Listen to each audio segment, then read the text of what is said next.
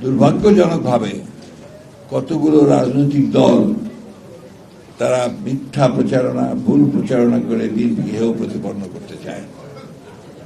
আমরা যারা বিএনপির সঙ্গে জড়িত, যারা বিএনপির কর্মী, শরীর,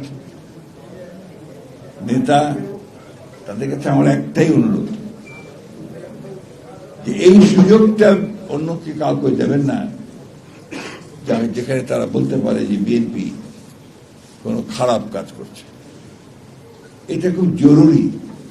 আপনারা মনে করবেন না যে আপনারা ক্ষমতায় চলে এসেছেন, এটা অনেকেই মনে করছে বলে ওই দুর্বৃত্তায়নগুলোকে তারা নিয়ন্ত্রণ করতে পারছেন না। এখনো আপনারা ক্ষমতায় কাছেও আসেন, অনেক চক্রান্ত আছে, ষড়যন্ত্র আছে, সেগুলোকে ওভারকাম করে আপনাদের ঐক্য দিয়ে, আপনাদের ভালো কাজ দিয়ে আপনাদেরকে কিন্তু জনগণের